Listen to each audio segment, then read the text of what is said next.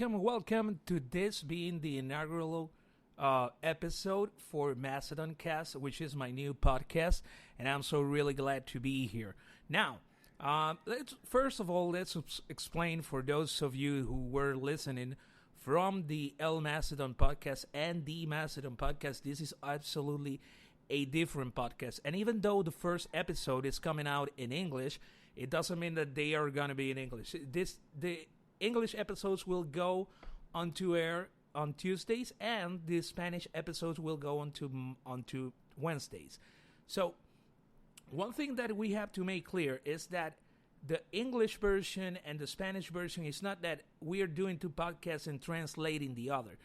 Even though we're touching the same topic, it is a different episode because, for example, in the case of the Spanish talking podcast, I may be using a lot of Puerto Rican references, right? Because I'm Puerto Rican. And in the English, that's the idea. We're going to use examples mostly on the States. So, without further ado, let me introduce myself for the people who are hearing me for the first time. My name is Marcel Macedon Cruz. I'm a music producer, podcaster, podcast producer, also a DJ, live PA, and a lot of things. I consider myself to be a media handyman. So here we are. And today's topic will be entertainment. So, and why are we touching the topic of entertainment? As you all know, starting from 2020, we have seen the develop of the pandemic, of the COVID-19 pandemic. But it has changed absolutely everything.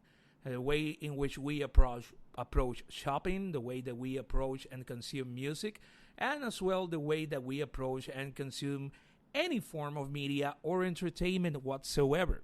So, when we're talking on this topic, it's always important to remind people that entertainment, as vain as you could see it, it is something important. One of the reasons that you're listening to this podcast is because you want to hear somebody talking about something else that is not your daily problems, that is not the daily stress that you have to survive on a day-to-day basis.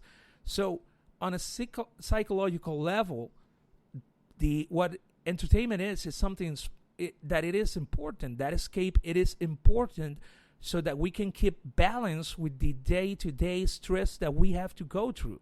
It doesn't matter if you're struggling on a minimum wage job or you're doing a lot of money.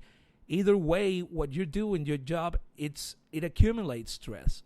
And you need to escape from that to have a balanced mental and health, general health whatsoever. So that's why it is important. So when the pandemic has struck, the first thing that it took away, it was the live events. Now, there's something obviously unfortunate on that. But the thing is that in most cases that we have seen, there's no better example than wrestling. As you have known throughout the years, even though if you're not a wrestling fan, so that you know, the crowd in wrestling is not just a bunch of people that go to see it. They are an integral part of the narrative of each story that is being told on those programs. They are the ones who define if a guy is a good guy or a guy is a bad guy, even though sometimes the company might ignore that, but they eventually work around that. And one of the best examples is when I started seeing the wrestling television programs without crowds. And I think that was, even though the whole mess started in March, but that was the specific moment when this thing hit me the most. Because we were seeing a complete change on the entire landscape of entertainment. Because not only the crowds are important in wrestling, they are important in every setting. Even theater. That it is a little bit stricter. You cannot be like chanting and screaming because you will get kicked out of the theater. But concerts, when the crowd sings along, that's something that is really energetic, and it is something that builds up to that live experience. It gives it a soul, right? So when I started seeing those television programs without the crowds, that's the moment that it struck me. This is a change, but this is not quite the best way to address the situation.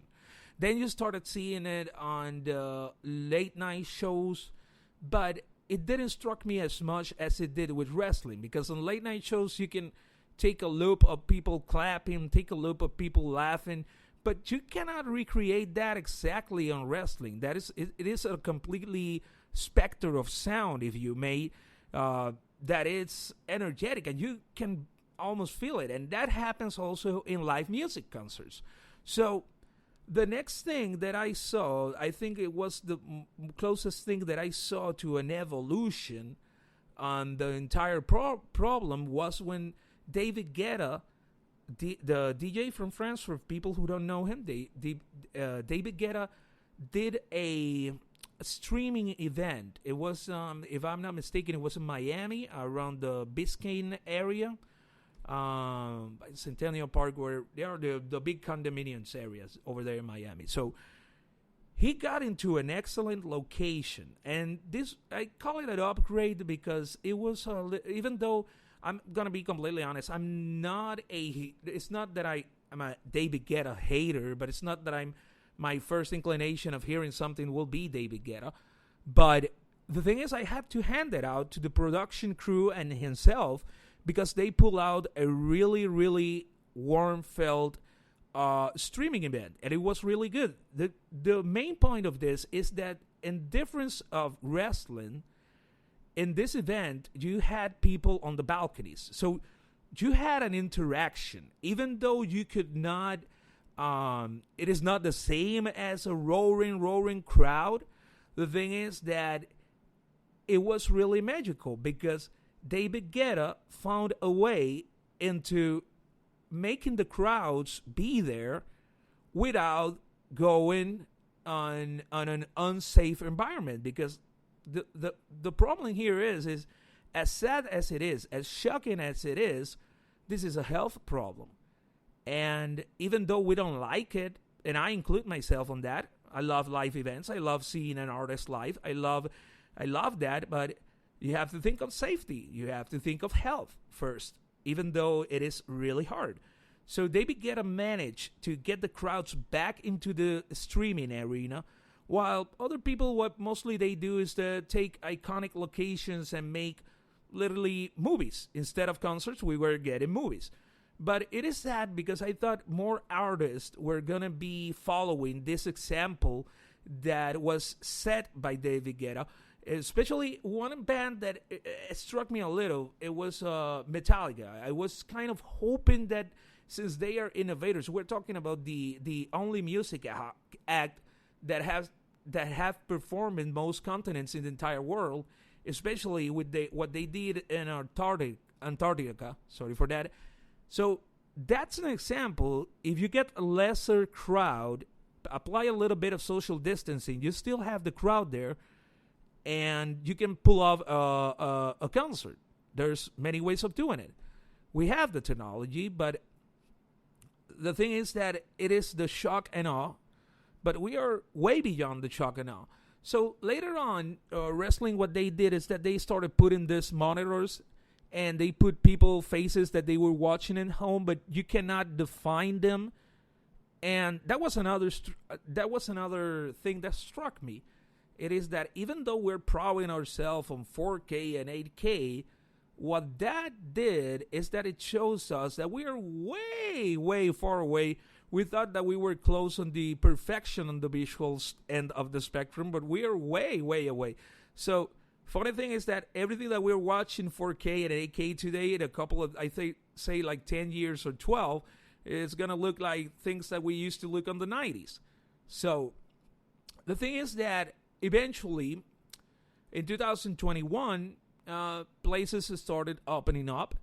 Many venues started opening up. There was a little bit of crowd surge, if you mean. And that's had also led to many problems. Because the thing is that people have been restrained for an entire year of going out. So when concerts start, it's not a miracle or a massive amount of surprising support. It's not. People just want to get out. So people will get out. And what they're doing is that they're going in masses. And that is leading to a lot of logistical problems, especially from what we saw on the Astroworld event and what we also saw at recently the Bad Bunny concert. So I'm going to start with the Astroworld first. A lot of people have taken a lot on Travis Scott. It's not that I'm going to make an apology for the guy. He should have been more responsible, but you have to take into account a couple of facts here. The guy at the moment that the incident broke out was performing. You have to understand that that's a human being and that what he can see from the stage, and from what I saw, the stage setup was way too high. It is quite limited. He could have stopped it, but this is a young man. It is on his so-called event, right? Because he took over the whole event, and it was his event. And people are like bombing the guy because he's like he actually went off the stage and killed all of these people. It's not. It was irresponsible. It was a logistical problem. It was brought up by the pertaining authorities. But the thing is that it got out of control. And there's a fact of the psychological state of people right now that has to do a lot with that. Because a lot of people wanted to go out. And even though a couple of events have come back, not all of them, hip-hop was one of the genres that was hit the hardest.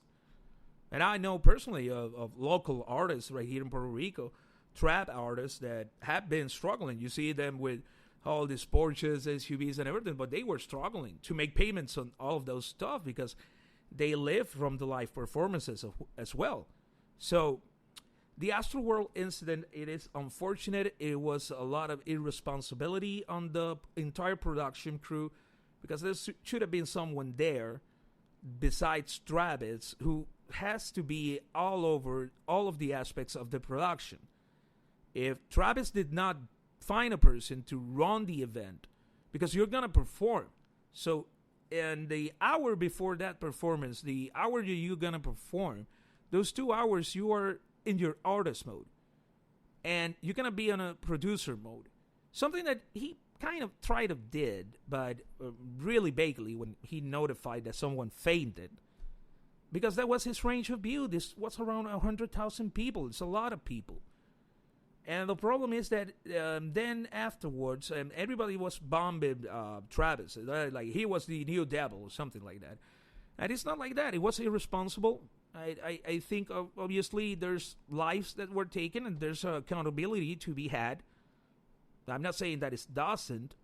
But blaming him as a bad guy, like an evil person who went there to kill people, that's something that, to me, gets to the far-fetched side of things. So I don't like to go on a far-fetched. It was a logistical nightmare and then logistical responsibilities that led to that. But it's not evil. You see, responsible people but they have to take account for it. So I want to make that clear. So moving from the Astroworld incident, we moved into the December concert that Bad Bunny gave in Puerto Rico. So a lot of people by this time, they're barely wearing masks. Everybody has been in a mentality, not just young kids, just everybody has been in a mentality that it is that this is over, and there was this false feeling of it that has led to a lot of cases recently and a surge in Puerto Rico. And the thing is that even though before the concert the numbers were rising and stacking up, and this is like 3 weeks or a month prior to the concert. But the thing is that people like to have someone to blame. And once again, we go to the beginning of the podcast. That's one of the marvels and also the curses of entertainment. It gives you somebody to blame. Like in the 90s, it was Marilyn Manson. Even though it turned out to be a shitty guy. But in that moment, what he was doing, it was really important in the fact of establishing a difference and establishing responsibility. And the thing is that when Columbine and all these shootings happened, he was the one that was getting blamed. So it is funny because it also mirrors an episode of South Park in which they called artists the harvest. So everything's going to be fixated on them. Everything's going to be their fault. Everything's going to be on their account. So in this case, in the case of Puerto Rico's surge, now it's Bad Bunny's fault. Once again, we got another logistical nightmare. There's a lot of people here. We need to open the doors. And it became a little bit overrun. I think even though the productions has not admitted, that could have been a situation of overselling tickets. And they're supposed to, at the beginning, at least at the beginning of the concert, because trying to, in an arena event, trying to make people keep their masks on. First of all, when you have a lot of people together, if you have been in a concert, especially on the arena side, it gets really hot. So wearing a mask around that environment is something that becomes really uncomfortable. So it is kind of logistically impossible to make people wear masks once they are inside. You could have enforced that on the entrance, but it is quite impossible. So the best way to do this is to measure the amount of the crowd. So even though the concert was stipulated, it was the production was designed months prior, and that was the delivery of the work of that production. It wasn't that it was not done. But the thing is that this is the most daunting thing about this pandemic is that everything seems to be getting back in order, then everything falls completely apart. And keeping up with that, it is really, really, really hard. And the thing is that every time that we will try to reopen things to the exact way that they were before, I honestly think that this will keep happening. People want to go to festivals. People want a Tomorrowland. People don't want a streamed version of a Tomorrowland. They want to go to the real thing. They want to go to the Ultra. They want to go to the many hundred festivals that they have over in England. People want to go to festivals that they get made on the United States. People miss the club, because we are human beings. Something that most people need. Not all of them, but most people. And it is funny because now Bad Bunny and Travis Scott, they are the epitome of evil. Because they are not responsible for their crowd's behavior. They are just artists. Their work is to get on a stage, do a performance, get the fuck out. That's it. They are not lifeguards. They are not emergency technicians, paramedics, or something like that. They are artists. And people, that's something that is one of the reasons I wanted to make this episode is because of that. Because people, sometimes they overcharge the role of an artist, of a celebrity or whatever. I don't like the celebrity thing. But an artist is an artist. It does what it does. Perform on a studio, then perform it live. It's not a complicated sequence there. But we want them to be saviors. We want them to be spokesmen. We want them to say this. We want them to say that.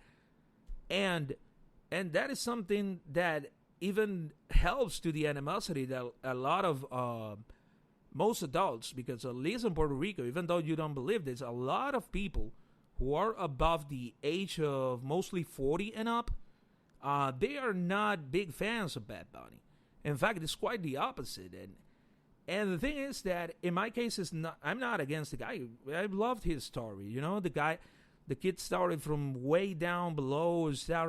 He was working, Steve, like many of us. And he was working, he got his demo, and he happens to had a real good path in which we walked on. But it was because he got in contact with another person who I knew a lot of years back briefly, who is Noah Assad, who is his manager. And this kid is a workaholic. His entire life, this kid has been a workaholic. We're talking about a kid who at 18, he had his own clothing store. So this is a kid who knows artists left and right from the beginning. He had a mission starting when he was a teenager, and he built up this vision on how a successful career paths should be, and that's what he did, and he delivered that with Bob Bunny, who had the talent to fit into that mold that he needed to fit that. And the work, it has been really amazing. I don't have anything against that. The only problem that I see is that due to the changes on society, due to the political correctness that society itself needs to have, the problem that I'm having with this is the fact that we are, just seeing here, the problem with this is that he has become a little bit too convoluted on a lot of the messages that he's trying to get across. So that's starting to split and started to make not only Bad Bunny, but people, other artists, they are becoming really polarizing figures, because the expectations of them, they have become really high. People want them to be a spokesman. People want them to be examples. People don't want to see them arrested. That's something that is really disgraceful. But if you were kind of a pig, right, you deserve to fuck off, right? But if it is something like stupidity, like a traffic violation or an accident in which you helped out the other people, it's not really so much fuss about it, But people are now expecting so much from artists that it is something that becomes quite scary. And then we go now to the movie realm. It was really hard especially on Hollywood. If there's the artist struggling, and there's a lot of artists that I know that they live from this, from up and coming to people who are already established, they had a bad time. I would say Hollywood, the good thing is that a lot of people are well paid, but one of the things I kept thinking during this whole time is the many works of technicians on movies, not the actors, because you get a check on that movie that you can go on for 4, 5, 7, 6 years. If you're a degenerate, maybe 3 years. But they have means, the main producers, directors, they have means in which they can survive. But there's people in the industry who need this on a day-to-day basis, light technicians, effects personnel, designers, grip personnel, caterers. There's a whole industry, and that's the one of the saddest part, because a lot of the movies would not come out until the summer of 2021. And the thing is that once they come out, now everything needs to be an example of everything. At least Ghostbuster was hardly felt. Nobody was bombarding the movie. And besides that, the good thing about that, it was that it set an example. Then we had Spider-Man No Way Home that really set a standard. If you're going to do a movie, you're going to do something that you're going to be recalling, there's nothing better than recasting the original people who did it. That's the real nostalgia factor, is something that sells. And before the pandemic, entertainment itself has been changing a lot. For example, up until the 90s, you could not see popular franchises going above a third film. Many of them, maybe they made it into a second, or that's it. Or there's the unfortunate example of The Crow, which the original movie, it's a fucking masterpiece.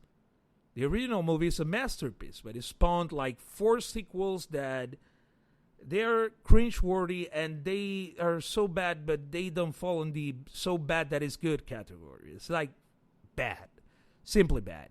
So up until the 90s, we did not have a movie franchise that spawned further than a third film. Funny thing is that at the end of the 90s, there's a couple of franchises that came into the new millennium that started doing that. We got the Harry Potter franchise, for example, and then we got the Fast and the Furious franchise. And even though the Lord of the Rings was a trilogy, and then they made a second trilogy based on a second story, but you have 6 films under that area, right?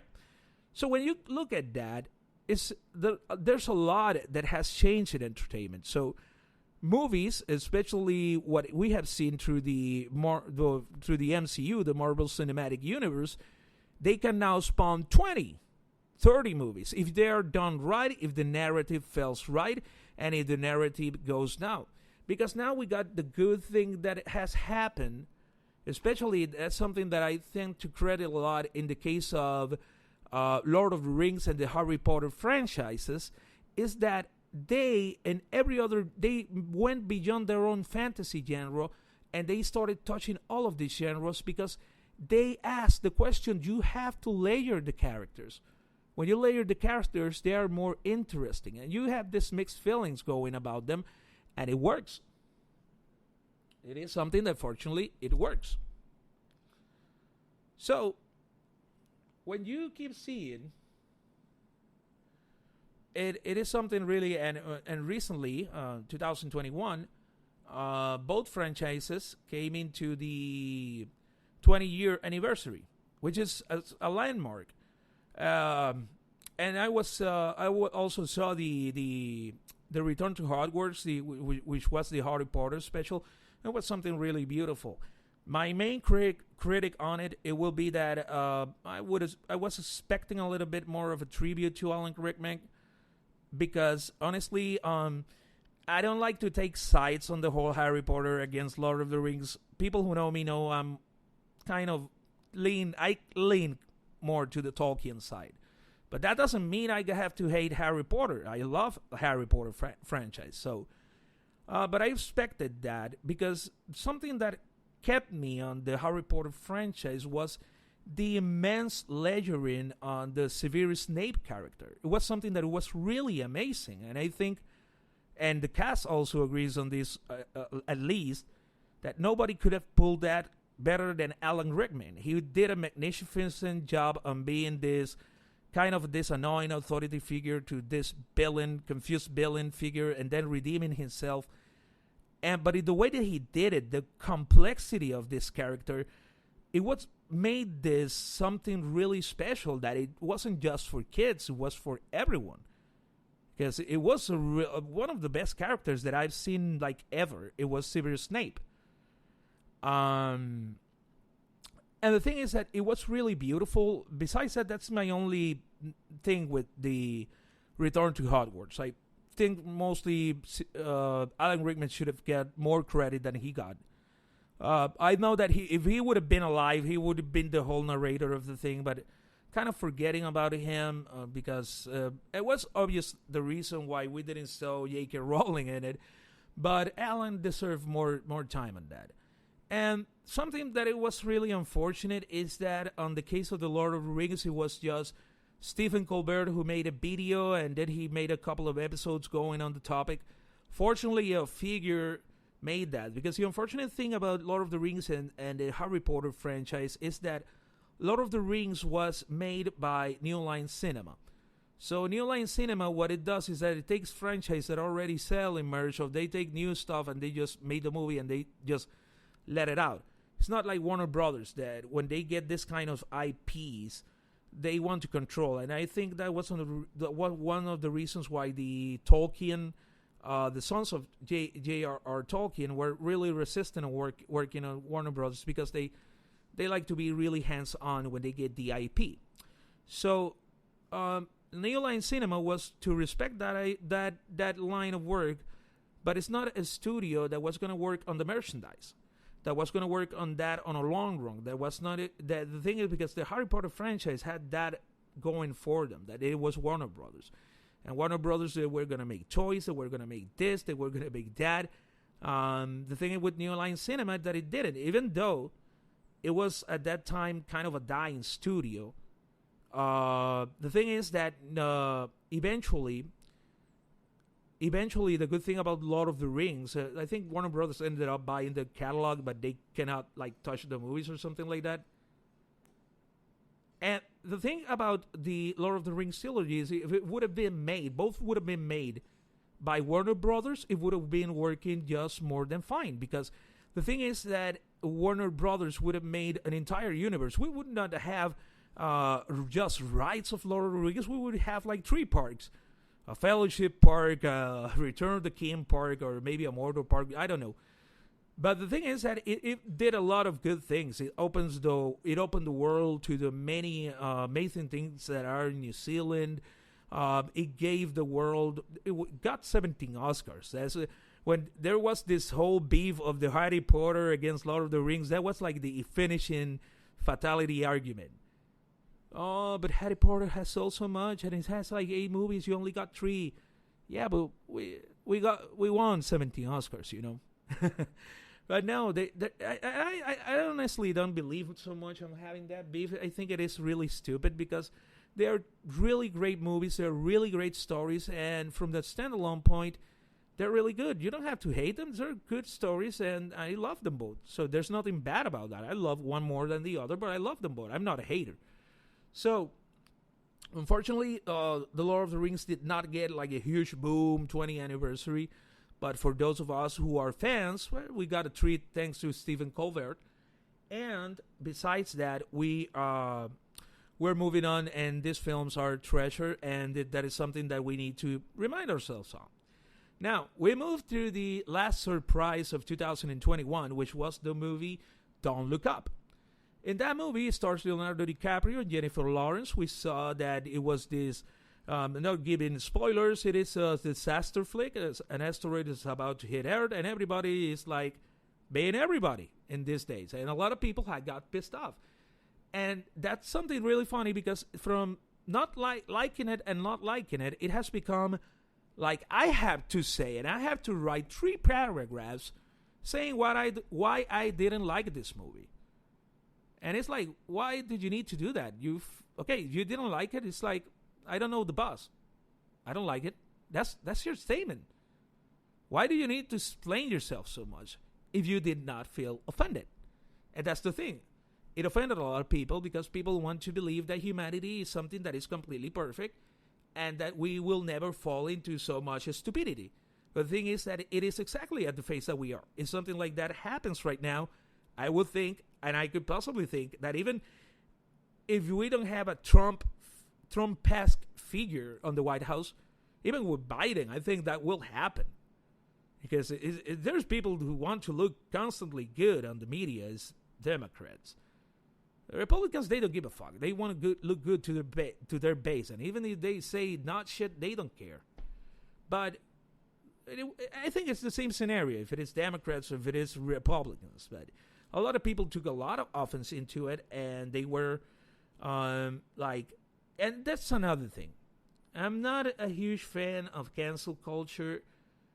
I do think people have to take accountability, but you have to understand that if you want a better world and we want better rights and people to be treated better, but sometimes you have to. It's not coping. It's not because people's going to be stupid. And you cannot change that. And people are infatuated with the fact that we can change everyone. And that's not how it works. Societies had been destroyed on that premise on the medieval ages, on the so-called crusades, the Christian crusades. And we still do not know that. We know that not all people are going to like us. Not all people are going to like certain movies. Not all people. Hey, I'm not a Fast and the Furious fan, for starters, but it has been a successful franchise. It has its crowd. Because catering to entertainment taste, something that is really goes back to that 1% in which each human being is different. And the problem that I'm seeing mostly in social media is not the fact that we have a bigger issue on figuring out how to make a permanent way on live events to work so that we don't have to be going through this whole bullshit of we are now performing, we're now not performing. I think the thing is that's a bigger issue, but a lot of people in social media They sometimes start like the whole Gina Carano thing. I don't, I don't applaud what she said. They're horrible things and they're nasty things. But the thing is that even though I do not agree nothing with what she says, as a human being with a 1% difference on the DNA code, she will have an opinion that is not like yours. The thing in which I can justify her firing from The Mandalorian is, okay, you went on the racist and you went a little bit like a bigot. Because the problem in the Gina Carano case, and I already talked about this, it was that Gina Carano was oh,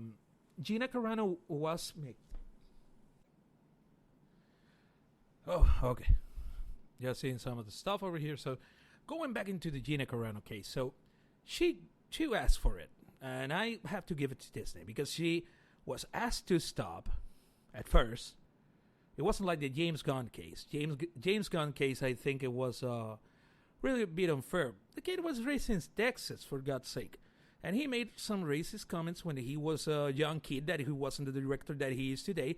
And that's the reason he was pulled from the Marvel Universe, just to them to bring them back. Because in that case, it was horseshit. It was like really old, ignorant. And that's the thing. People dig up these things in the past. And people have to grow up. People have to understand things. You know, there's a process called life in the middle of it. The thing that scares me the most of all of this is that people are taking a tone on this. And what I'm seeing is that in most places, you see these Trump-like figures popping out everywhere in the planet. And what you see is that mainly the public, instead of like claiming things to their politicians, they're claiming it to the artists, who do not have any kind of inherence on any social affair. And people want them to be perfect. And people want them to say what they want them to say. That people want the artists to think what they think. And that is something that's when I go to not classy, because George Clooney has, for example, been an open Democrat, but stick to your art, man. Stick to your art. And it's something really dangerous because people want to tell the narratives of story. I would not say the last Star Wars trilogy was great. It didn't even bother on seeing the third film, and I'm a huge Star Wars buff. But the thing is that the first thing that I acknowledged on The Force Awakens, it was the fact that this is not a movie made for me.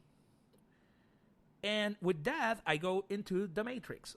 The Matrix suffered from the fact that they did not bring back Hugo Weaving and Lawrence Fishburne. They would have brought them back. That would have been a completely different story. And that would have been, the movie's not so bad. I think if I would have seen it in a theater, it would have been a little bit more enjoyable, but it's not a movie that I would have gone to buy on a DVD. But we also forget that the ending of that trilogy wasn't also the greatest thing ever. It was like, we have run out of ideas, so let's go Dragon Ball Z on this shit. And that's what they did. But the thing is that sometimes purism is something that is, for example, the Sonic the Hedgehog movie led just way away because it creates an universe. And it gives us a good example that if you had something simple, all you had to do is create a couple of little bit of layers on the characters, and there you go. That's it. And it's unfortunate because the Cowboy Bebop case was a little bit more complicated because the thing with Vicious was just Vicious and the Julia thing. The thing is, I felt really bad for John Cho because it was obvious that he put so much of his heart on it, and he wanted that project to succeed so bad. And the photography on the project was really, really good. And even though a lot of people, the main critic has been Daniela Pineda's take on Eve Valentine, but the thing is that she, even though I would expect a little bit more classiness, but she had ground to develop. So it could have been an interesting story seeing her for Foul Mouth going to this classy femme fatale. But I think the thing that hurt it the most, it was Vicious. Vincent Cassel, it is something really sad because Vincent Cassel also invested himself in it. The problem is that it fails on the writing on including him so much because this is a mysterious figure that we don't see a lot on the series. We can go like 4 or 6 episodes straight without seeing Vicious. And that's the attraction to it. He was overexposed. The change of the story and making Julia bad. I know that the series gave a little bit ground to that mysterious sighting of Julia until the end, but you know, I would have given like a second season to see if they could amend things up. Little less of Vicious, make us see, hey, where he gonna pop up. There was ground that could have been worked on, and it was really unfortunate, and it's really sad. Because now if something is not into a perfect standard, you are fucked. And it's not going to happen. That's why the series that are having a lot of success, they are coming out of nowhere. Like, for example, Succession on HBO, Westworld. Even though it was surprising to me that a lot of fans were not lashing against Watchmen and the changes they made on the series. They were really brave. Because the thing is that something that people do not know how this business works is that the executives, even though there's a director there and there's an entire crew of people over there that they're handling everything, the thing is that what people do not understand is that even though the director has a vision, there's a script, there's a source material, that it's not always the director who wants to fade away from the source material. Sometimes it is. But not in the most times. It is the executives because they want to mount the movie to some expectations of society and marketing research that they tamper with the product. And this is something that is really common in music. That's why trap is the biggest thing right now, because what music executives want is to simplify music as much as they can so it can be marketed better, so it can make it longer standing. There's a lot of neurology going on here. And that's the future of music. It has been discussed in many music business forums that the expectancy of the industry, and this was like 10 years ago, it's not right now, and it is what is happening. We're expected that music can be understood for 8-year-olds. So we want to develop the fan from an early age. It's kind of messed up when you think about it. And the thing is that they have been pushing this so much, and they have so much money to push on this so much, that even the people who have broader taste in music, they find it hard to hear convoluted because it has been toned down to so much simplicity that even the stuff that you love, you find it sometimes complicated. And I see that. But the thing is that we are in a new age now, and that is something that we would like on this space to endorse a lot. And this is mostly for the people who are making music, who are doing podcasts, who are doing whatever, and you're not signing to a label. You can do it. You don't need it. In fact, myself, I remember Disc Makers when I was a teenager, and I was always setting my sights on not depending on a label, and to the point that I developed many business ideas and how to reproduce, sell my CDs, and all of that stuff without having to run to a label. This is on the early 2000s, in which I was barely 20. And now that this has happened, the thing is that, unfortunately, the ones that got hit the hardest, guess what, were the artists, not the labels, because the labels kept making a lot of money. The labels and the studios, but there's a whole thing different that I want to set the difference between what is the music industry and Hollywood. Hollywood, the thing is that in Hollywood, if Hollywood keeps making money, Hollywood keeps making movies. So Hollywood keeps hiring people like technicians, scripts, art departments, you name it. They keep hiring people. The problem with the music industry is that and it's something that has been noted, and it is the fact that in a situation like this, the industry got stronger. And that's one of the unfortunate things on this. The music industry got bigger. The music industry made more money. But the artist, going back at home, was struggling to pay those fancy cars, struggling to pay his fancy house. I know it sounds a little bit vain, but just so you see that the Hollywood industry needs its workers and acknowledges that. But the music industry still, we are 2 decades into a new millennium, they still see the artist as this disposable tool that they can throw away. The artist is struggling, and I have not heard of any artist that tell me, oh, but the label sent a little bit of cash.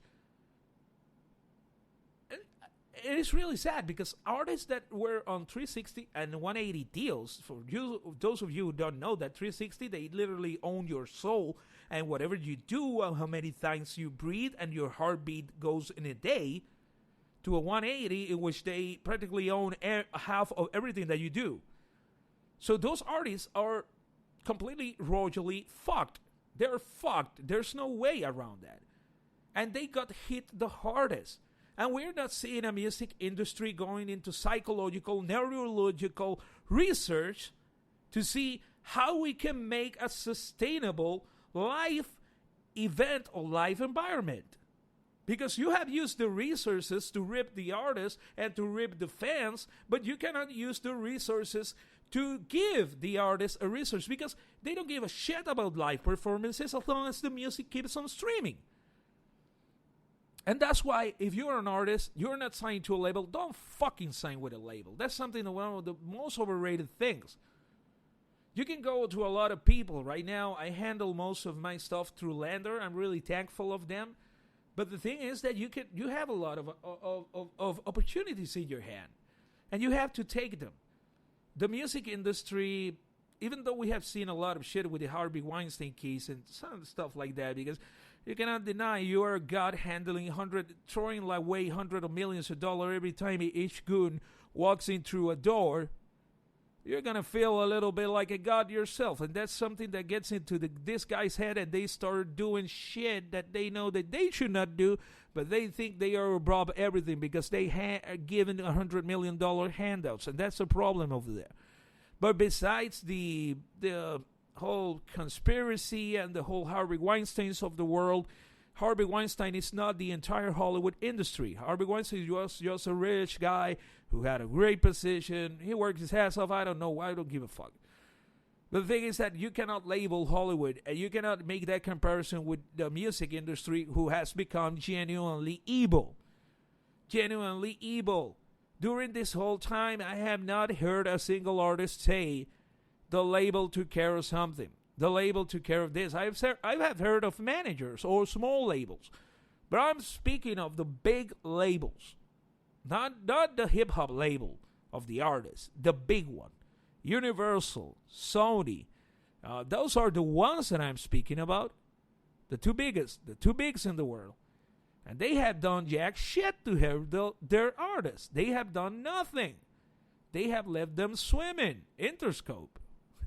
But as we have seen the functioning of Interscope, we cannot expect so much from them. You know, this is a company that's selling $30 manufactured headphones that they could have sold at $50 at $300. So that gives you a real glimpse of how the music industry works. And it's a real industry that you can genuinely call evil. Because that's how the music industry works. It is on an evil pattern. And it is sad because you have really great stories. But most of Bad Bunny's success comes from management, from themselves. They have now major distribution, but they cat it out themselves. You got Macklemore. We got the late Mac Miller as an example of this. Chance the Rapper. You're talking about huge artists who have made themselves without a label, because all you need is to keep pushing. You need to keep reinventing yourself. You need to surround yourself with people who can help you out, not yes people. Because if you surround yourself with yes people, you're going to get stuck where you are right now. You need people who are going to be challenging you. You need people who take care of your image. Even myself, I manage all of this. And I'm openly looking for a publicist right now because I can handle public relations for anyone except for myself. It's something that is going to happen. You don't need to get frustrated, and that doesn't mean that you need a major label. I hope that in the case of Hollywood, they learned it is a trash, and they will keep doing good things, shitty things. Hollywood is fine. But there's also a new evil that has come with all of this. Not only the music labels who have been genuinely evil throughout their careers, even suing artists for things that they record themselves. Let's not forget John Fogerty. He was sued by his label for plagiarizing himself, his own guitar riff that he touched with his own hands. And it's documented that he's the one, but that's how evil a label is. And now they have gone beyond evil because they made a smart move that any artist we ignore completely.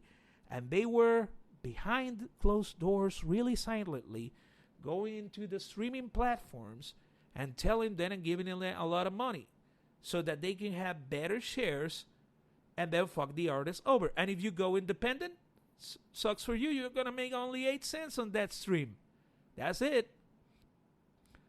Then PayPal is on the middle of this. And everybody's like, oh, the lies in Elon Musk is such a genius. The guy started with a company that is not like the hugest. At the time it was. But now it's not like the biggest idea. There's bank applications that do what PayPal does right now. The thing is that they work on a worldwide basis, and that works for them. It's not such an innovative idea. Electric cars have been around for all the time. That tells you a lot. Everything that is evil. It's like the music industry. If you take it onto a heart, it's like an evil magnet. And it starts pulling evil and more evil and more evil. And it's up to the artist to reinvent themselves. It's up to the artist to keep relevant. This is a people who depend on you. But if you get fucked, then you're just going to find somebody else. And they tell you that straight to your face. So I think what we need to do a little bit more is to start consuming a little bit of independent music, regardless of the genre that you hear. And try to keep away from major labels as much as you can. Major. I'm not talking about music-specific labels or genre labels. I'm talking about Universal and Sony only here. And that's it. Entertainment, going back into the live experience instead of you people being on social media trying to direct how creativity and artistry works. All the parts on this, the music industry, the major labels, every part of this needs to get together to develop how to make live event works around the pandemic, inside a lockdown. Because the thing is that live events, either if it is wrestling, music, any form of live events, even the NBA, NFL, they all need crowd. You cannot do this on these domes. And if you're going to do this on these domes, you need to have even at least a 40% capacity of the crowd. Learn from wrestling.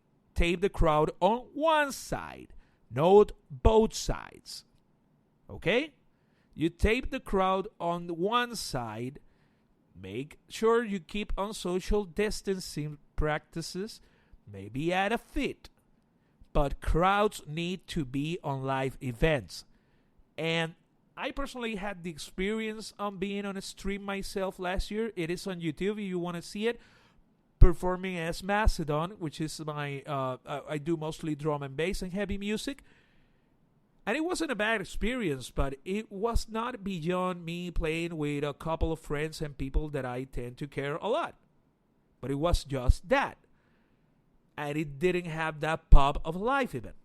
So crowds are really important. And the thing that we need to work on the most is to establish a system in which we can have crowds, even if it is not a full capacity.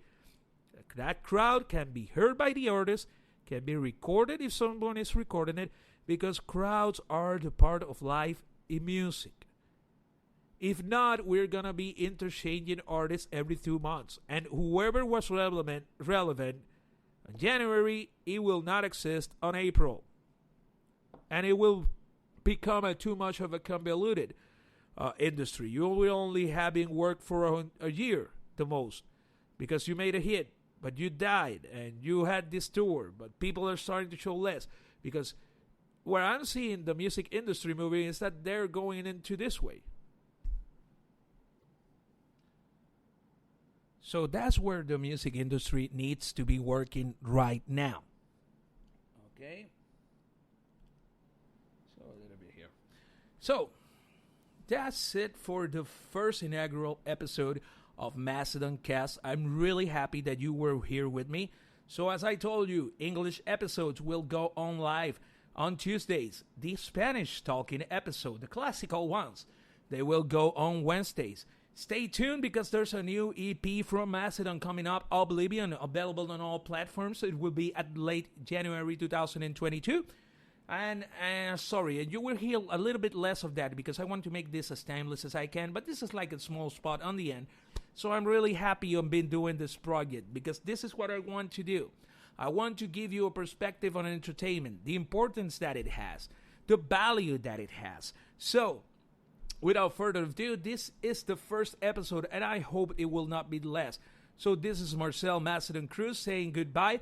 Thank you so much, and take care.